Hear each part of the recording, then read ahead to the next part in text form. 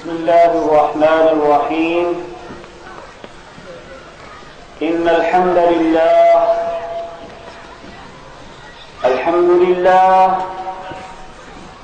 لله رب العالمين،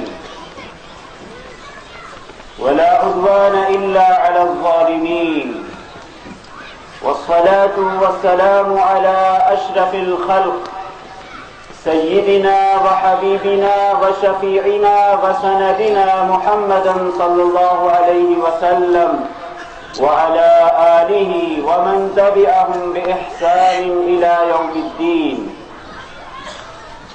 أما بعد، قال الله تبارك وتعالى في كتابه المجيد: أعوذ بالله من الشيطان الرجيم.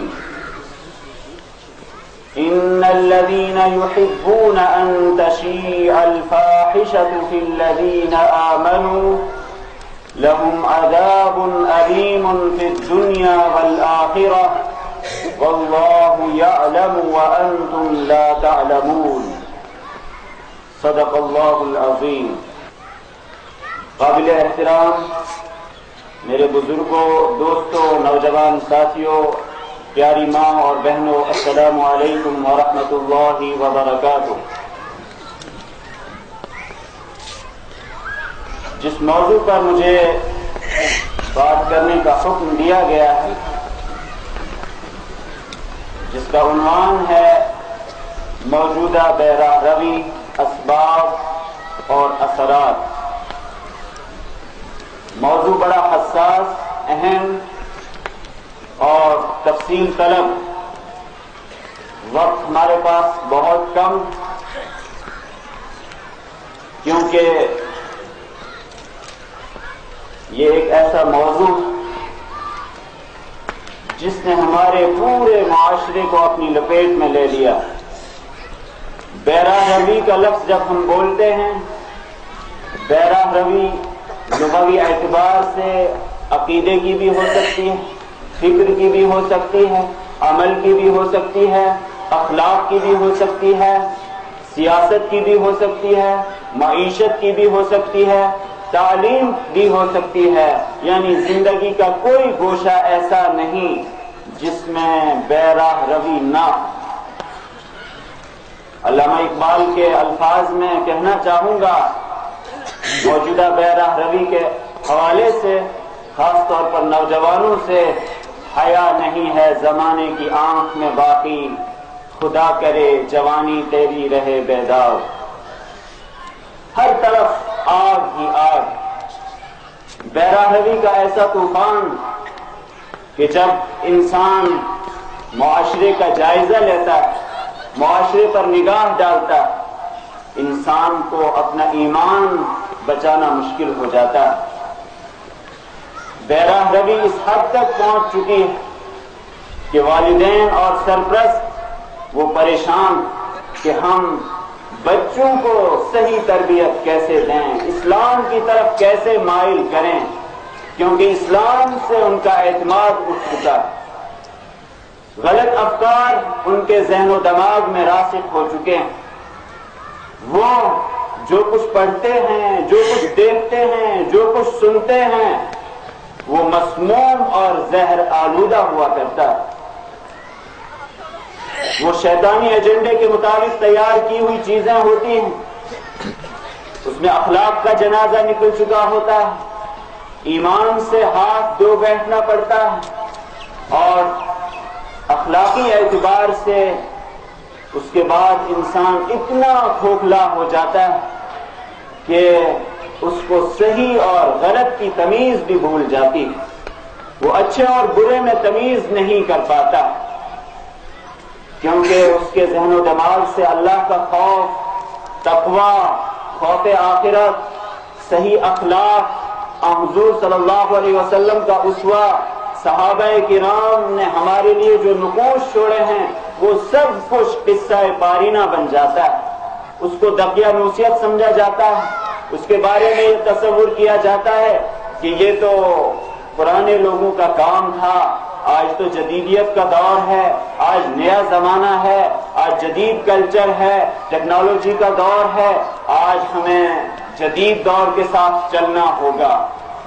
لیکن اے لوگوں، قرآن پاک اس بارے میں ہمیں جو رہنمائی کرتا ہے اس پر اگر ہم غور کریں، جو آیت کریمہ میں نے آپ حضرات کے سامنے تلاوت کی ہے، قرآن پاک ایک خاص پس منظر میں اس آیت کو بیان کرتا ہے، ان الذین یحبون ان تشیع الفاحشۃ فی الذین آمنوا، بلا شبہ وہ لوگ جو یہ بات پسند کرتے ہیں، جو اس بات کو چاہتے ہیں، چاہے عملی طور پر یا قولی طور پر، دلی طور پر، دماغی طور پر، وہ اس بات کو پسند کرتے ہیں، ان تشیع الفاحشۃ فی الذین آمنوا، کہ فواحش، بے حیائی، بے راہ روی، گندی چیزیں، شیطانی چیزیں ایمان والوں میں عام ہو جائیں۔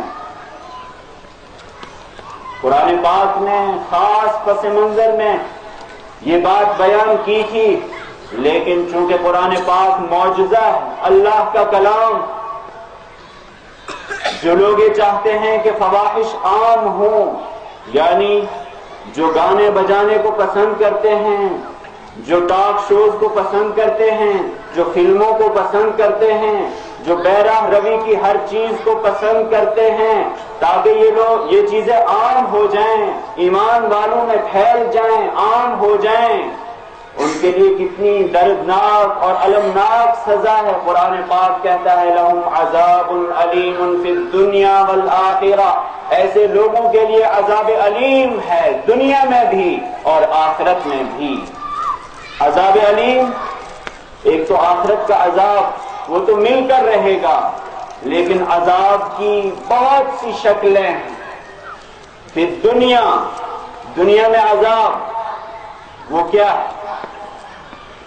پہلا نقطہ جس حوالے سے بیان کرنا چاہوں گا کہ اسلام ایک نظام کا نام، اسلام مکمل نظام زندگی کا نام، وہ صرف عبادت نہیں، وہ صرف تحلیلات نہیں، وہ صرف تسبیح کا نام نہیں، وہ صرف نماز پڑھنے کا نام نہیں، بلکہ سب سے پہلا کام کیا ہے؟ لہم عذاب علیم فی الدنیا، دنیا میں جو فواحش کا ارتکاب کرے ان کو سزا کون دے گا؟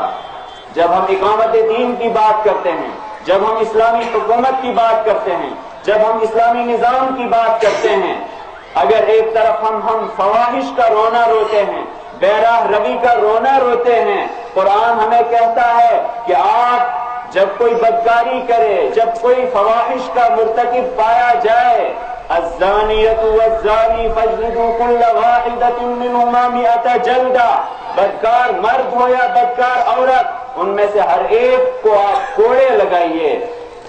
یہ کوڑے کون لگائے گا؟ سزا کون دے گا؟ قرآن اس کا حل پیش کرتا ہے کہ آپ کے پاس نظام ہونا چاہیے، آپ کے پاس سسٹم ہونا چاہیے، امر بالمعروف اور نہی عن المنکر کا فریضہ انجام دینا ضروری ہے۔ قرآن پاک کی یہ والی آیت ایک طرف تو اشارہ کرتی ہے کہ اے مسلمانوں، دین اسلام کو بحیثیت نظام، بحیثیت سسٹم، بحیثیت نظام زندگی قبول کرو۔ صرف نماز سے کام نہیں چلے گا، نماز آپ کے کام آئے گی، آخرت میں اللہ کے ہاں آپ کی سفارش کرے گی، آپ اللہ کے مقرب بندے بن جاؤ گے۔ لیکن یہ تو بتاؤ کہ دنیا کا جو نظام ہے، جہاں بے راہ روی ہے، جہاں گندی سیاست ہے، جہاں لوگوں کو ظلم کا نشانہ بنایا جاتا ہے، جہاں عدل و انصاف مفقود ہے، اس کو قائم کرنا یہ ایمان والوں کا کام۔ لہم عذاب علیم، عذاب علیم، دردناک عذاب، یہ اسلامی حکومت کا کام۔ سزا دی جائے گی ایسے لوگوں کو جو فواحش کا ارتکاب کریں گے۔ افسوس کی بات کہ اس وقت پوری دنیا میں کوئی ایسا نظام نہیں جہاں فواحش پر سزا دی جاتی ہو اسلامی طریقے پر۔ ہمیں کوشش کرنی ہے کہ اسلام کی طرف آئیں اور اسلامی نظام برپا کرنے کے لیے جدوجہد کریں، اپنی تمام صلاحیتیں صرف کریں تاکہ اقامت دین کا فریضہ دے کر اللہ کے ہاں ہم سرخ رو ہو جائیں۔ لیکن عذاب علیم کی کچھ اور بھی شکلیں، یہ تو اسلامی حکومت کی بات ہوئی، اقامت دین کا کام کرنے والوں کی بات ہوئی اور ہماری ذمہ داری بنتی ہے، لیکن عذاب علیم جو لوگ فواحش کے مرتکب ہوتے ہیں، جو لوگ بیراہ روی کا شکار ہوتے ہیں، ان سے سکون چھن جاتا ہے، ان سے امن چھن جاتا ہے، ان کے گھر اجڑ جاتے ہیں، ان کا پورا معاشرہ تہس نہس ہو جاتا ہے، یہاں تک کہ خاندانی نظام جو اخوت پر، محبت پر، الفت پر مبنی ہوا کرتا ہے، وہاں سب چیزیں مفقود ہو جاتی ہیں۔ سید قطب شہید علیہ الرحمہ جنہوں نے اپنی جان تک اس اقامت دین کے لیے اللہ کی راہ میں قربان کی، ان کا ابتدائی زمانہ امریکہ میں گزرا اور انہوں نے اپنے وہاں کے مشاہدات قلم بند کیے ہیں اور ایک کتاب لکھی ہے امریکہ التی رأیت، وہ امریکہ جو میں نے دیکھا ہے۔ انہوں نے فی ظلال القرآن تفسیر میں بھی اس کی کچھ جھلکیاں دکھائی ہیں، وہاں کے معاشرے کی جو انہوں نے عکاسی کی ہے، اس کا ایک پیراگراف میں آپ حضرات کے سامنے پیش کرنا چاہوں گا کہ جس تہذیب پر ہم فخر کرتے ہیں، جس بیراہ روی کو ہم کلچر اور تہذیب سمجھتے ہیں، اس کے اثرات مغربی دنیا میں کیا پڑے ہیں۔ سید قطب شہید علیہ الرحمہ اس حوالے سے بیان کرتے ہیں کہ امریکی معاشرہ انہو شعب محدد بالانقراض، ایک ایسا معاشرہ جو سمٹتا چلا جا رہا ہے، اخلاقی اعتبار سے زوال کی جانب گامزن ہے۔ فالنسل فی تناقض مضطرب بسبب فوض الاختلاط، اختلاط کی وجہ سے مرد اور عورت ایک ساتھ رہتے ہیں، تعلیمی اداروں میں، کمپنیوں میں، معاشرے کے اندر ہر جگہ اختلاط ہے، اس کی وجہ سے وہ معاشرہ مستقل سکڑ رہا ہے، ختم ہو رہا ہے اور اس کا دیوالیہ نکلا جا رہا ہے۔ والجیل الجدید ینحرف، اور نئی نسل وہ انحراف کا شکار ہے، بیراہ روی کا شکار ہے۔ فیدمن علی المسکرات والمخدرات، نئی نسل وہ ڈرگز اور نشہ آور چیزوں کی بہت زیادہ اسی جانب مائل ہے۔ لیعوض خواء الروح، نتیجہ اس کا کہ ان کی روح ایمان سے، عقیدے سے، امن سے، سکون سے بالکل خالی ہے اور وہ نفسیاتی امراض کا شکار ہیں، روحانی امراض کا شکار ہیں، اعصابی امراض کا شکار ہیں۔ علامہ سید قطب شہید رحمت اللہ علیہ نتیجے کے طور پر لکھتے ہیں کہ اخیر میں کیا ہوتا ہے؟ ثم الانتحار، اخیر میں خودکشی ہوا کرتی ہے۔ بیراہ روی کا نتیجہ معاشرے کا خاتمہ، خاندانی نظام کا خاتمہ اور پھر خودکشیاں ہوا کرتی ہیں۔ اس لیے اعداد و شمار بتاتے ہیں کہ مغربی دنیا میں سب سے زیادہ خودکشیاں ہوتی ہیں۔ اور اتنا ہی نہیں، سید قطب شہید علیہ الرحمہ اس سے زیادہ ایک اہم چیز کا انکشاف کرتے ہیں، وہ یہ لقد وجد الذین یبیعون اسرار امریکہ و بریطانیہ، ایسے لوگ اس معاشرے کے اندر موجود ہیں جو برطانیہ اور امریکہ کے جو حکومتی سرکاری راز ہیں ان کو بیچ دیتے ہیں، ان کو فروخت کرتے ہیں۔ کیوں؟ کیا ان کے پاس پیسہ نہیں؟ سید قطب شہید رحمت اللہ علیہ کہتے ہیں لا لأنہم فی حاجت الی مال، اس لیے نہیں کہ ان کے پاس مال نہیں، مال ان کے پاس بہت ہے، ولیکن لأن بہم شذوذا جنسیا ناشئا من الآثار الفوضى الجنسیہ، صرف اس وجہ سے کہ ان کو اس کے عوض میں ان کی جنسی تسکین کا سامان فراہم کیا جاتا ہے، اور وہ جنسی اعتبار سے ٹوٹا ہوا برباد ہونے والا معاشرہ ہے، وہ جنسی تسکینوں کو قبول کرتے ہیں اور اس کے عوض میں وہاں کے حکومتی راز کو بیچتے ہیں، یہاں تک کہ وہاں کا صدر یہ کہنے پر مجبور ہو گیا، اس سے آپ اندازہ کر سکتے ہیں کہ وہاں کا معاشرہ کس حد تک پہنچ چکا ہے۔ کینڈی جو وہاں کا صدر تھا وہ کہنے پر مجبور ہو گیا، اس نے اعلان کیا حکومتی سطح پر کہ ہمارے معاشرے میں جو نوجوان ہیں 7 میں سے 6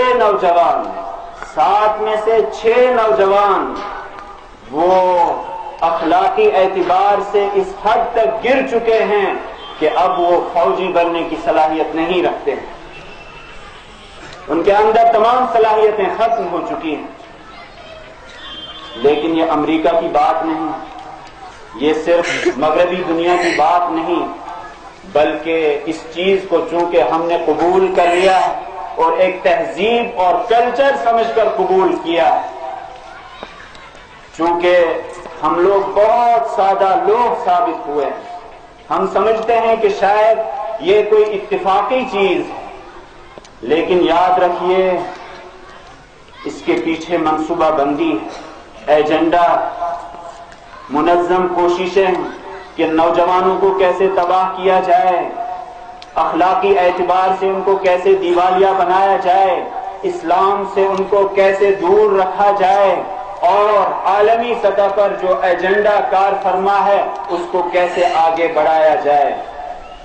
صرف ایک مثال سے آپ سمجھ سکتے ہیں، ایک مغربی مفکر کہتا ہے کہ کأس وغانیۃ تعملان فی تحطیم الامة المحمدیہ ما لم يفعله ألف مدفع فأغرقوها في حب المادة والشہوات۔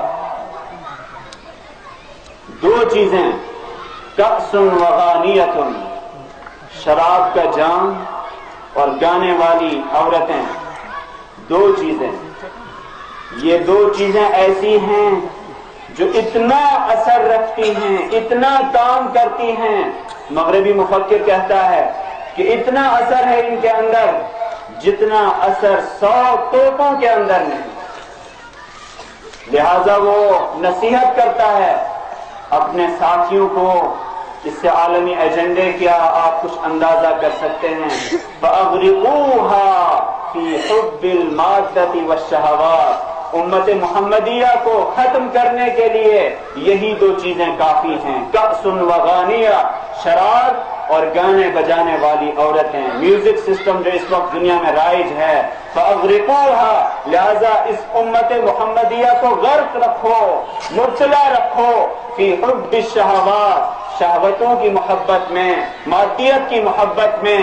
اس سے آپ اندازہ کر سکتے ہیں کہ ہمارے سامنے جو بھی کچھ ہے بیراہ روی کی شکل میں، وہ کوئی اتفاقی چیز نہیں، بلکہ وہ عالمی سطح کا ایک ایجنڈا ہے جو ایک ایک گھر میں داخل کرنا مقصود ہے تاکہ نوجوان تباہ ہو جائیں، برباد ہو جائیں، اخلاقی اعتبار سے بیراہ روی کا شکار ہو جائیں۔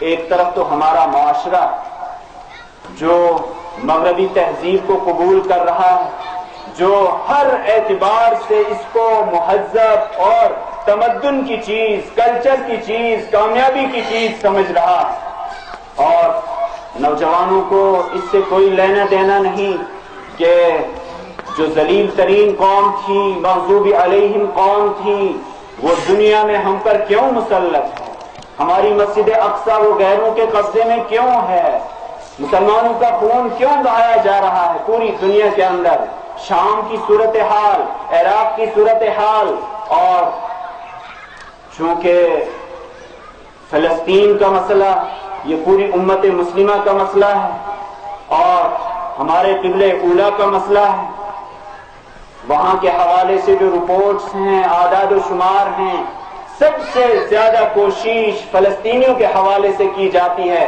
کہ ان کو اخلاقی اعتبار سے دیوالیہ بنایا جائے تاکہ یہ امت اٹھنے کے قابل نہ رہے، تاکہ یہ امت کامیابیوں کی طرف گامزن نہ ہو پائے، تاکہ یہ سوتی رہے اور وہ اپنا کام انجام دیتے رہیں۔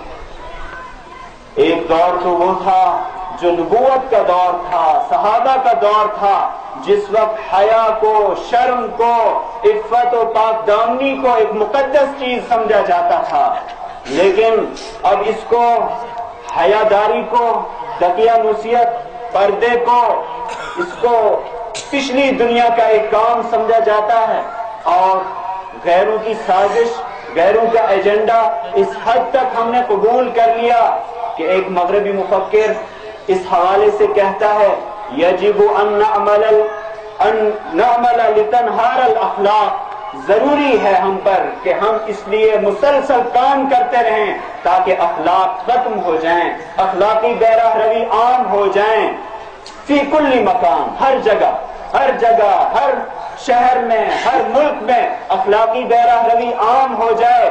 نتیجہ کیا ہوگا؟ فَتَسْهَلُ سَيْطَرَتُنَا، ہمارا کنٹرول کرنا آسان ہو جائے گا، پھر ہمیں محنت نہیں کرنی پڑے گی، عالمی منصوبے کے تحت ہمیں پوری دنیا کو اپنے کنٹرول میں لینا ہے، لہذا اخلاقی اعتبار سے لوگوں کو دیوالیہ بنا دیجئے، ان کے اخلاق کا جنازہ نکال دیجئے، ہمارا کنٹرول آسان ہو جائے گا۔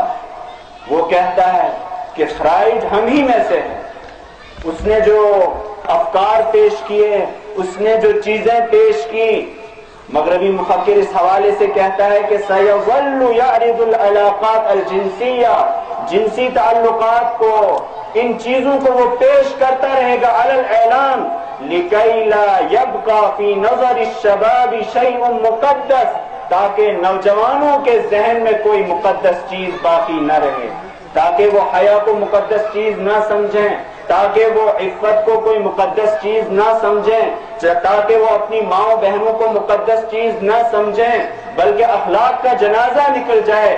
وَيُصْبِحُ هَمُّهُ الْأَكْبَرُ إِرْوَاءُ غَرَائِزِهِ الْجِنسِيَّةِ، اس کا اہم مقصد یہ بن جائے کہ میری جنسی تسکین کا سامان مجھے کہاں سے فراہم ہوتا ہے، بس یہی اس کا مقصد ہو، یہی اس کی فکر ہو، اسی میں اس کی زندگی صرف ہو جائے کہ مجھے انٹرٹینمنٹ کہاں سے مل جائے، میری تسکین کا سامان کہاں کہاں، کس کلب میں، کس ویڈیو میں، کس اسکرین پر موجود ہے، کس اخبار میں موجود ہے، بس اسی جانب وہ لپکے گا، اسی جانب وہ دوڑے گا۔ وَعِنْدَئِذٍ تَنْهَارُ أَخْلَاقُهُ، نتیجہ یہ ہوگا کہ ان کے اخلاق ختم ہو جائیں گے اور ہم اپنا کنٹرول جاری رکھیں گے۔ یہ ہے عالمی ایجنڈا جس میں ہم شعوری طور پر یا غیر شعوری طور پر عملاً ہم ساتھ دے رہے ہیں، یا تو خاموش تماشائی بن کر، یا ہماری غیرت کا جنازہ نکل چکا ہے، ہم نے جو غیرت کے آنسو تھے ان کو صاف کر لیا ہے، دھو لیا ہے۔ ایک وقت وہ تھا مدینہ منورہ کے اندر ایک مسلمان خاتون بنو قینقاع ان کے بازار میں چلی جاتی ہے، یہودیوں کی بستی تھی، یہودیوں کا بازار تھا، وہ سونے کا کام کرتے تھے۔ جب وہ خاتون وہاں پہنچتی ہیں، عرب خاتون صحابیہ ہیں، وہاں کے اوباش، وہاں کے گنڈے ان کے ساتھ ناروا سلوک کرنے کی کوشش کرتے ہیں۔ وہ باپردہ خاتون تھی، ان سے نقاب ہٹانے کے لیے مختلف حربے انہوں نے استعمال کیے، بالآخر انہوں نے یہاں تک کیا کہ جو دکاندار تھا اس وقت جو وہاں موجود تھا، یہ کوئی کہانی نہیں، سیرت ابن ہشام میں یہ باقاعدہ مستند طریقے سے موجود ہے، اس وقت وہاں دکاندار نے اس کی نقاب کو ایک چیز سے باندھ دیا، جیسے ہی وہ عورت پیچھے مڑی چلنے لگی اس کا نقاب کھل گیا اور وہ ٹھٹھا اڑانے لگے، مذاق اڑانے لگے۔ غیرت کس کو کہتے ہیں؟ ایک طرف ہم لوگ جب کوئی ماں، کوئی بہن بازار میں نکلتی، علامہ مودودی علیہ الرحمہ جنہوں نے ہماری طرف سے فرض کفایہ ادا کیا، پردہ نام سے کتاب لکھی، اس کا اختتام جس جملے پر انہوں نے کیا ہے وہ ہمیں جھنجھوڑنے کے لیے کافی ہے۔ اختتام کیا ہے انہوں نے کہ اگر ہماری کوئی مسلم خاتون بازار میں نکلتی ہے، اگر اس کی جانب دو گھورنے والی کوئی آنکھیں جس پر ہم ناپسندیدگی کا اظہار کرتے ہیں، ایسا معاشرہ ہونا چاہیے کہ 50 ہاتھ وہ ہوں جو ان 2 گھورنے والی آنکھوں کو نکالنے کے لیے تیار ہیں۔ ایسے معاشرے کی ضرورت، ایسی غیرت کی ضرورت۔ غیرت کس کو کہتے ہیں؟ ایک مسلمان صحابی اس منظر کو جب دیکھا اس نے کہ ایک مسلم خاتون کے ساتھ، اس کی عفت و عزت کے ساتھ اس کی عفت کی چادر کو تار تار کیا، وہ فوراً آتا ہے، غیرت بڑک اٹھتی ہے اور اس یہودی کا سر قلم کر دیتا ہے۔ غیرت اس کو کہتے ہیں۔ اور پھر بات یہیں تک باقی نہیں رہتی، بلکہ پھر یہ ایک لمبی تفصیل ہے کہ کس کس طریقے سے اس وقت بنو قینقاع کو حضور صلی اللہ علیہ وسلم نے وہاں سے جلا وطن کیا۔ ان کی جلا وطنی کا سبب یہی تھا کہ ایک مسلمان خاتون کی عفت و عصمت کو تار تار کیا گیا تھا۔ یہ ہے عفت، یہ ہے حیا۔ آپ نے سنا ہوگا، بہت مرتبہ سنا ہوگا، ایک صحابیہ جن کا لخت جگر میدان جہاد میں شہید ہو گیا۔ لخت جگر کسی کا شہید ہو جائے، اسی ماں سے پوچھئے جس کا لخت جگر جاتا ہے۔ ایسے حال میں انسان بے حال ہو جاتا ہے، لیکن وہ خاتون میدان میں پہنچتی ہیں اپنے بیٹے کا مشاہدہ کرنے کے لیے، لیکن اس حالت میں بھی وہ نقاب میں ہے۔ ان سے سوال کیا گیا کہ اے خاتون، آپ کا بیٹا شہید ہو گیا ہے، آپ اس حالت میں بھی نقاب میں ہیں، پردے میں ہیں؟ جواب کیا تھا؟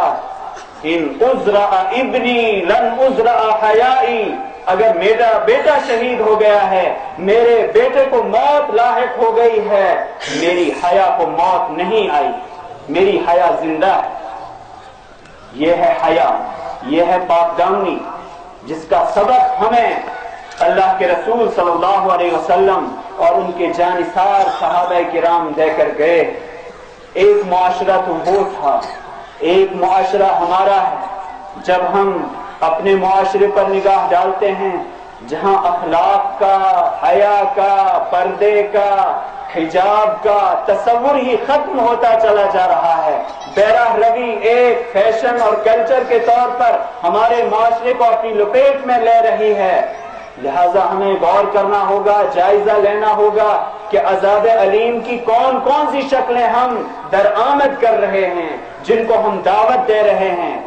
لہم عذاب علیم فی الدنیا، دنیا میں عذاب علیم، دردناک عذاب کا آپ کو سامنا کرنا پڑے گا۔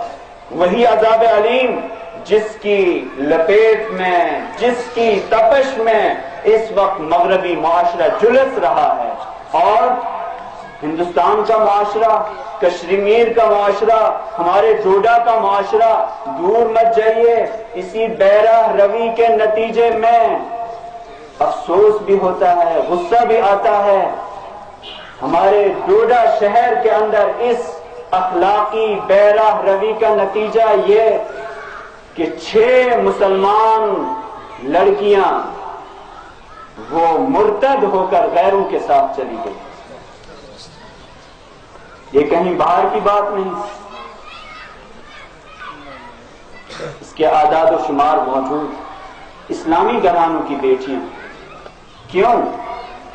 وجہ، جب ہم اپنے نوجوان بچوں کو، بچیوں کو دوسری تہذیب پڑھانے کے لیے، دوسری تعلیم پڑھانے کے لیے اور اسلام سے بیگانہ کرنے کے لیے ہر طرح کی قربانی دے سکتے ہیں، تب نتیجہ یہی ہونا۔ ہماری بیٹیاں کہاں کہاں ہوتی، تصور کیجئے جب ایک مسلم خاتون کا حج اس کے محرم کے بغیر نہیں ہو سکتا ہے، اس کی تعلیم محرم کے بغیر کیسے ہو سکتی ہے؟ کیسے ہماری بیٹیاں دہلی میں، جموں میں اور نہ جانے کہاں کہاں بغیر کسی محرم کے وہاں رہتی؟ اور پھر نتیجہ کیا ہوتا ہے اگر آپ تفصیل جانیں گے ان 6 بیٹیوں کی کہ ان کے پیچھے حقائق کیا ہیں، کس کس طریقے سے وہ مرتد ہوئیں، انسان کے رونگٹے کھڑے ہو جاتے ہیں۔ ماں باپ کو اس وقت تک پتہ بھی نہیں ہوتا ہے، خبر بھی نہیں ہوتی ہے کہ ہمارا بیٹا اور ہماری بیٹی کس حال میں ہیں۔ دھوکہ دینے کی کوشش کی جاتی ہے، ان کو اغوا کرنے کی کوشش کی جاتی ہے، والدین کی آنکھوں میں دھول جھونکنے کی کوشش کی جاتی ہے۔ نتیجہ یہ ہوتا ہے کہ ہمارا پورا معاشرہ وہ بے راہ روی کی سمت چلا جاتا ہے۔ سب سے پہلا سبب جس پر ہمیں غور کرنا ہوگا، اللہ کے دین سے اعراض۔ جتنا ہم اللہ کے دین سے دور ہوتے چلے جائیں گے، بے راہ روی کا شکار ہوتے چلے جائیں گے۔ وَمَنْ أَعْرَضَ عَنْ ذِكْرِي فَإِنَّ لَهُ مَعِيشَةً ضَنْكَ، جو میرے ذکر سے، میری یاد سے، میرے قرآن سے اعراض کرے گا، اس کے لیے دنیا کی زندگی میں پریشانیاں ہی پریشانیاں، بے راہ روی دیکھنی پڑے گی اور کچھ نہیں۔ غیرت جب تک ہمارے اندر باقی تھی، جب تک ایک خاتون و معتصمہ کی صدا لگاتی تھی، اور معتصم ایک خاتون کی صدا لگانے پر لبیک کہتا ہے اور اموریہ پر حملہ کرتا ہے، اور اس کے بعد اس خاتون کو ظالموں کے شکنجے سے چھڑاتا ہے، جب تک یہ غیرت واپس نہیں آتی، اس وقت تک ہم رونا روتے رہیں گے، ہمارے ہاں حادثات ہوتے رہیں گے، لیکن کوئی عملی چیز دیکھنے کو نہیں مل پائے گی۔ ہمیں اس سلسلے میں اقدام کرنا ہوگا، اور فراغت، خالی مقصد سے دوری، نوجوان جتنا فارغ رہے گا اسی اعتبار سے وہ بے راہ روی کا شکار ہوگا۔ علامہ غزالی نے اس حوالے سے ایک بات لکھی ہے کہ وَمَا تَكُونُ هَذِهِ الْفَوَاحِشُ إِلَّا لِأَرْعَنَ بَطَّالٍ، یہ فواحش، یہ بے راہ روی، یہ بے حیائی صرف ان لوگوں میں ہوگی جو بیکار رہتے ہیں، جو مقصد سے دور رہتے ہیں۔ وَقَلَّ أَن يَكُونَ فِي شُغْلٍ من عبادت او صناعت او تجارہ، اور جو لوگ عبادت میں مشغول رہیں گے، جو دنیا کا نظام چلانے میں مشغول رہیں گے، جو اللہ کو راضی کرنے کے کام کرتے رہیں گے، جن کو یاد ہوگا کہ ہمارا مقصد وجود کیا ہے، ہمیں اس دنیا کے اندر کیوں بھیجا گیا ہے، وہ کبھی بھی بے حیائی کی طرف نہیں جائیں گے۔ اثرات کے اعتبار سے اگر انسان جائزہ لے، آج ہر ماں باپ سے پوچھ لیجئے، ہم اپنے دل سے پوچھ لیں کہ ہم اپنے بچوں کے بارے میں کتنے مطمئن۔ ایک مشہور جملہ ہے کہ جس کی بیٹی اور جس کا بیٹا سر جھکا کر چلتے ہیں، اس کا باپ اور اس کی ماں سر اٹھا کر چلتے ہیں، اور جس کی بیٹی سر اٹھا کر چلے گی اس کے باپ کو مجبوراً سر جھکا کر چلنا پڑتا ہے۔ قرآن ہمیں کیا حکم دیتا ہے؟ قُل لِّلْمُؤْمِنِينَ يَغُضُّوا مِنْ أَبْصَارِهِمْ وَيَحْفَظُوا فُرُوجَهُمْ، کہہ دو ایمان والوں سے، آغاز کہاں سے ہوتا ہے بے راہ روی کا؟ قرآن تو ہمیں یہ کہتا ہے وَلَا تَتَّبِعُوا خُطُوَاتِ الشَّيْطَانِ، شیطان کے قدموں کی پیروی مت کرو، اس کے نقش قدم پر مت چلو۔ وہ خطوات، وہ قدم کیا ہیں؟ 1 سے 2، 2 سے 3۔ ایک شاعر نے اس کو بہت اچھے انداز میں عربی میں بیان کیا ہے، نظرۃ فابتسامۃ فکلام، نظرۃ فابتسام فکلام فموعد فلقاء، کہ آغاز نگاہ سے ہوتا ہے، نگاہ کے بعد مسکراہٹ، اس کے بعد کلام شروع ہو جاتا ہے، اس کے بعد وعدہ ہو جاتا ہے، فلقاء نتیجہ، اس کے بعد ملاقات ہو جاتی ہے۔ قرآن کہتا ہے وَلَا تَتَّبِعُوا خُطُوَاتِ الشَّيْطَانِ، پہلے ہی جڑ ختم کر دو۔ قُل لِّلْمُؤْمِنِينَ يَغُضُّوا مِنْ أَبْصَارِهِمْ، کہہ دو ایمان والوں سے کہ اپنی نگاہوں کو پست رکھیں۔ سب سے پہلا تیر بے راہ روی کا وہ نگاہ، غلط نگاہ۔ فَإِنَّ لَكَ الْأُولَى وَلَيْسَ لَكَ الثَّانِيَةَ، حضور صلی اللہ علیہ وسلم نے ارشاد فرمایا کہ اچانک نگاہ پڑ گئی وہ تو معاف ہو سکتی ہے، لیکن جب آپ مسلسل دیکھتے رہیں گے یہ اللہ کے ہاں ناقابل معافی گناہ ہے۔ حکم ہے، فرض ہے، ضروری ہے کہ اپنی نگاہوں کو جھکاؤ۔ وَقُلْ لِلْمُؤْمِنَاتِ يَغْضُضْنَ مِنْ أَبْصَارِهِنَّ وَيَحْفَظْنَ فُرُوجَهُنَّ، اور عورتوں سے بھی کہہ دو، ایمان والی عورتوں سے، کہ وہ بھی اپنی نگاہیں جھکا لیں۔ جب نگاہیں جھکی ہوئی ہوں گی، جب انسان کے پاس حیا ہو، جب شرم ہو، جب انسان اس اعتبار سے کامل الحیا ہو، تو ناممکن ہے کہ معاشرے کے اندر بے راہ روی پائی جائے۔ ہمیں دین کی طرف واپس آنا ہوگا، دین کے نام پر ہم غیرت کا ثبوت دیں کہ اللہ کے لیے، اللہ کی رضا کے لیے ہمیں ہر حکم کو ماننا ہے۔ انسان کا امتحان ہو رہا ہے، ہر حال میں ہمارے پاس جذبات ہیں، احساسات ہیں، خواہشات ہیں۔ اللہ جانچنا چاہتا ہے، دیکھنا چاہتا ہے کہ ہماری نگاہ کہاں استعمال ہوتی ہے، ہمارے جذبات کہاں استعمال ہوتے ہیں، ہماری خواہشات کہاں استعمال ہوتی ہیں۔ وقت چونکہ ختم ہو چلا ہے، میں کہنا چاہوں گا کہ رونا رونے سے کچھ نہیں ہوتا ہے۔ بیراہ روی جو اس وقت دنیا کے اندر ایک تہذیب بن چکی ہے، ایک کلچر کی شکل اس نے اختیار کر لی ہے، حقیقت میں یہ جہنم ہے، آگ ہے، اور جس میں ہر انسان جھلس رہا ہے، اور انسان جتنا اس کی طرف جائے گا اتنا ہی جھلستا رہے گا۔ اس کے لیے ضرورت اس بات کی ہے کہ ہم انفرادی طور پر بھی، اجتماعی طور پر بھی دنیا کے اندر ایسا نظام لانے کی کوشش کریں جہاں حیا ہو، عفت ہو، پاک دامنی ہو۔ جب ہم بے راہ روی کی بات کرتے ہیں، اس کو عام کرنے والے، رواج دینے والے جہاں عام لوگ ہیں، وہیں ہمارے جو بڑے بڑے لوگ ہیں، جو سیاستدان ہیں، جب وہ خود اسی کے دلدادہ ہیں، ایسا ہی نظام بناتے ہیں، ایسا ہی کلچر عام کرتے ہیں، ان کے پاس اس کا کوئی حل نہیں۔ وہ ظاہری حل بتائیں گے، لیکن حقیقی حل وہ صرف اور صرف اسلام کے پاس ہے۔ اسلام کی طرف آنا ہوگا۔ فَفِرُّوا إِلَى اللَّهِ، اللہ کی طرف آؤ، اللہ کی طرف متوجہ ہو جاؤ۔ دنیا بھی جنت بنے گی، آخرت بھی جنت بنے گی۔ دنیا کے اندر بھی عذاب علیم سے بچ جاؤ گے، آخرت میں بھی عذاب علیم سے بچ جاؤ گے۔